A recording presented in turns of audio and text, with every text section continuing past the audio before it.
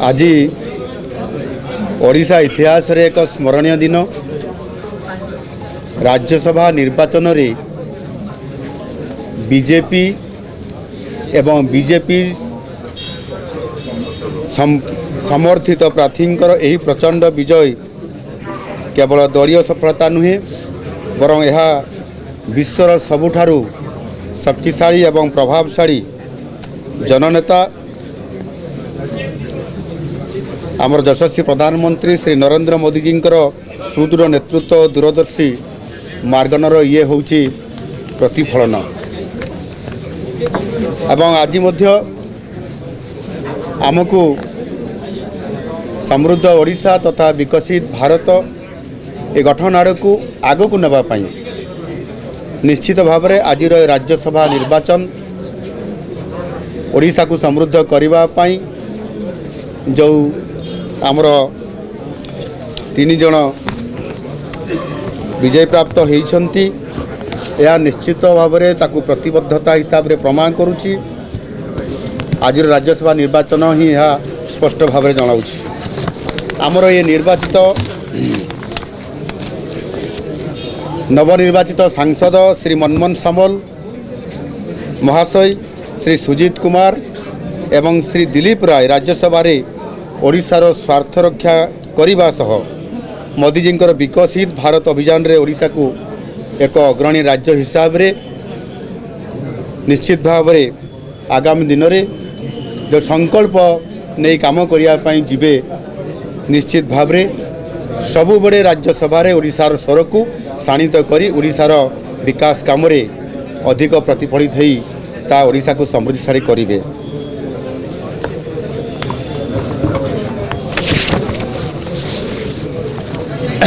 मु आउ गोटे कथा कहवाई चाहे आज किछि समय पूर्वर विरोधी दल नेता श्रीयुक्त नवीन पट्टनायक द्वारा दि जाइथिबा मंतव्य जो थे से अंतरात्मार डाकरा शुणी भोट देइतवा विधायक माननकु अपराधिक पृष्ठभूमिर बोली आख्या देइछंती ताहा केवल दुर्भाग्यजनक नुहे बरं गणतंत्रर मर्यादा प्रति एक आक्षेप। दीर्घकालीन मुख्यमंत्री भावे कार्य करिथिबा व्यक्ति ठारू एभली अपरिपक्व एवं अपमानजनक शब्द केबे मध्य आशा करा जाए नहीं। जो विधायक माने निज निर्वाचन मंडलीर जनसाधारण स्वार्थ एवं राज्यर विकास को प्राथमिकता दे निजर मत सब्यस्त करिसंती समानंको अपराधी कहवा अर्थ हेउछि समानंको निर्वाचित करितबा हजार हजार भोटरंको को मध्य अपमानित करिबा। एणु ये परिप्रेक्षी रे निश्चित भाव में जनसाधारण द्वारा निर्वाचित प्रतिनिधि माने कौन सी व्यक्ति विशेषकर पाखरे केबे बंधा नुहंती सेमाने केवल संविधान एवं निजर लोकंकर पाखरे उत्तर जाई से दृष्टिकोण एभली भाव में आंचलिक दल मध्य आंतरिक गणतंत्र अभाव परिलिखित जेतेबेले हुए नेतृत्व केवल किसी निर्दिष्ट गोष्ठीर हाथ बारिशी हो जाए सेतेबेले स्वाभिमानी जन प्रतिनिधि माने षड़यंत्र करवा ये गोटे स्वाभाविक कथा। एणु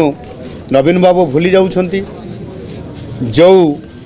जो मानकु से आज अपराधी बोली कहउछंती सेमाने किछि दिन पूर्वरु जेतेबेले तांको दलर सेमाने संपत्ति थिले सेमानंकर पई से निजे मध्य जेतेबेले सेमाने प्रार्थी हेइतिले सेमानक प्रचार रे सेमान को जितेबा पई प्रचार करिया पई मध्य से निजे दायित्व निर्वाह करथिले आ सेतेबेले सेमानंकर परिवार रो पृष्ठभूमि तांकु स्वच्छ देखा जाउथिला कि एनु निश्चित भाव में आज जेतेबेले हारी जाउछंती आज जेतेबेले निजर समर्थन हरौछंती सेतेबेले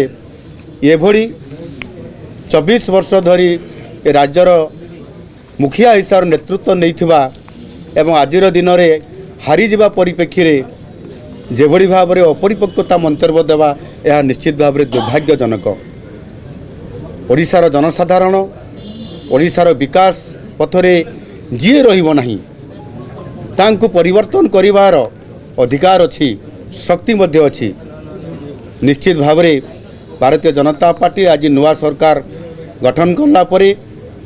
लोकंकर सरकार हिसाब रे आम सरकार हिसाब रे जेभली भाव में ओडिशार समृद्धि कामना करुछंती, ओडिशार विकास को आगु को नवापाई संकल्पबद्ध होई संकल्प नहीं काम करुछंती। आ सेथिरे लोक मानकर जो सहयोग नहीं काम करुछंती, लोक माने जेभली भाव में निस्सत्त भाव में समर्थन दउछंती, ताहार प्रतिफलन स्वरूप आज राज्यसभा निर्वाचन रे एभली एक अद्वितीय फलाफल देखा मिलला। आउ यही फलाफल ही निश्चित भाव में ओडिशा को शक्तिशाली करिवो, समृद्ध करिवो, विकसित करिवो एवं आगामी दिन में माननीय यशस्वी प्रधानमंत्री नरेंद्र मोदी जी जो संकल्प 2027 विकसित भारत गठन करने ताकू सफल करिवो। धन्यवाद।